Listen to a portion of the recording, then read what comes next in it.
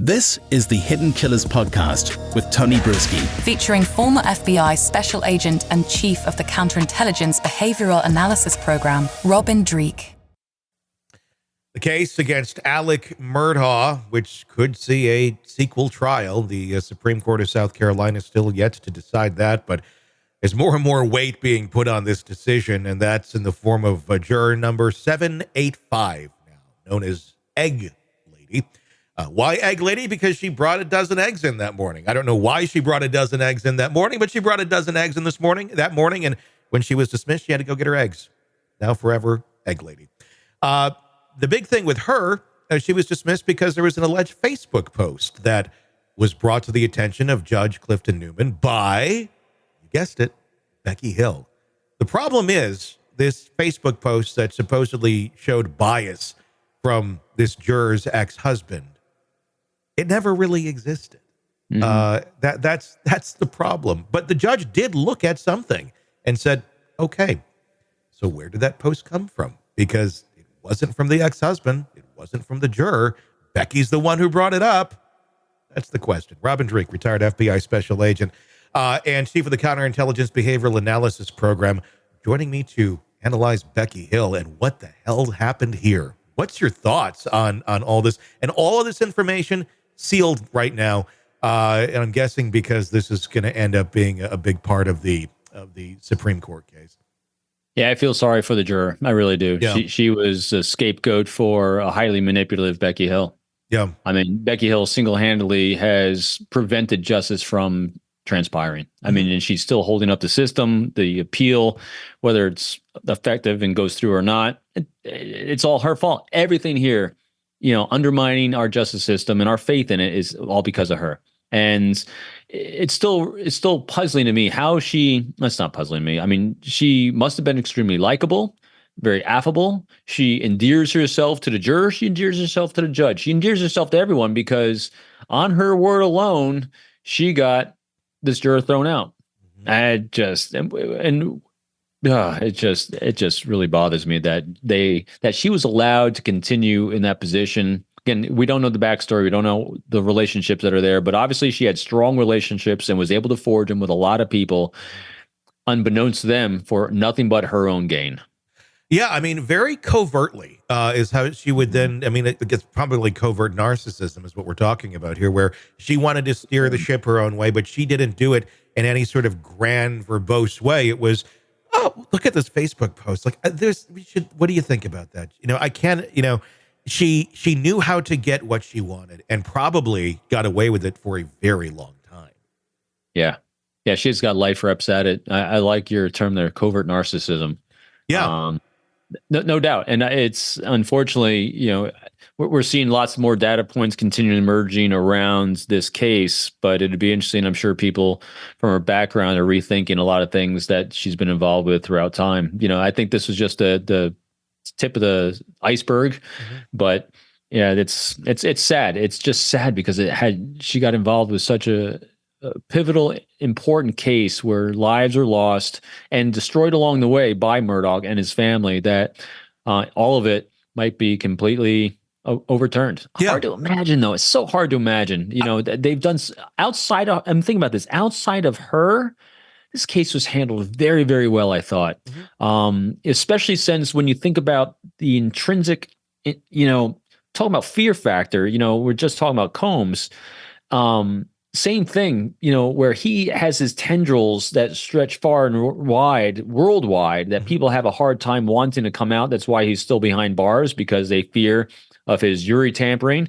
Same thing with the Murdaugh family here. I mean, very, very entrenched in that whole region. And so for the justice system to do as well as they were doing to prosecute him, to convict him, but for her, it would have been fine. It's interesting, and it's kind of scary just how much one person can have this much influence on a trial. And she was caught, but what about those who are not caught? It makes you wonder, that position that she was in, she got to see what was going on behind the scenes with that jury. She had the ability to influence it in covert ways. In some ways, obviously she sounded somewhat overt with some of the accusations of what she had said aloud. And one of the jurors did say, in fact, that yes, she did influence my decision. And then you have this. I mean, if you were to take out the tampering allegations of overtly saying, really watch what he's saying because he's lying or whatever she had said out loud. If you didn't have that and everything went through, I don't know that we'd even know about this. I don't know that anyone would have looked into this that much further. And it kind of makes you wonder, well, what other cases has she done this with, or what other cases have other clerk of courts done this with? Because it's a little it's a way that you could, if you know what's going on behind the scenes, this one juror might be a holdout, which is kind of what the theory is on this one, getting him removed. It doesn't seem like it was that hard to do.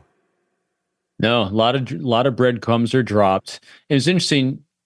Again, I don't know how it was presented to the judge or how she influence the world around her. But in general, if you're going to have the greatest influence on someone and do what I call not manipulate them to take action, but inspire them to take action, because people need to feel an ownership and feel safe with the choices they're making. And when you have a criminal justice system that's based on really cognitive, thoughtful actions that are checks and balances, it's very hard to tell someone to do something that's outside of that. So you have to inspire them. And in order to do that, you have to have great rapport and great trust and credibility that people have in you. And you do that by these 4 keys to the communication: seeking the thoughts and opinions of others instead of telling them what you think. So was she asking questions and about what their thoughts and opinions are?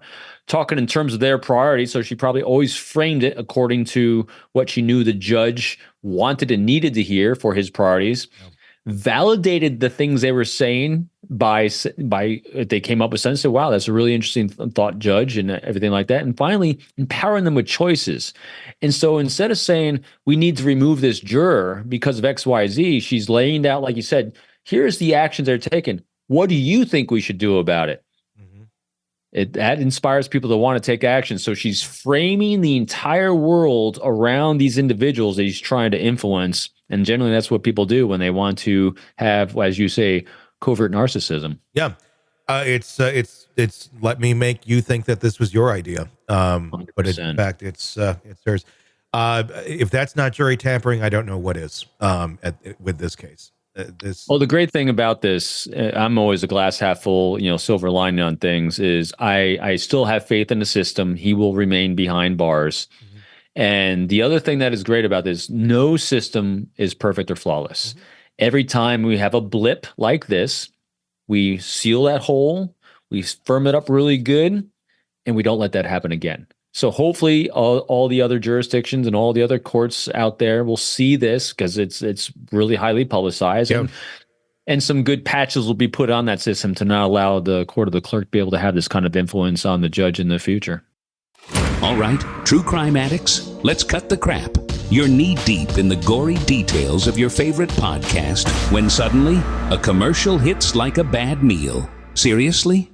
You deserve better. Upgrade to True Crime Today Premium Plus on Apple Podcasts, where you can binge without those annoying ads. Plus, get extended interviews that go deeper into the darkness and early access to episodes so you can be the first to know. It's like trading up from fast food to fine dining, but with more blood. So, go ahead. Search for True Crime Today Premium Plus on Apple Podcasts. Subscribe and feast on the good stuff.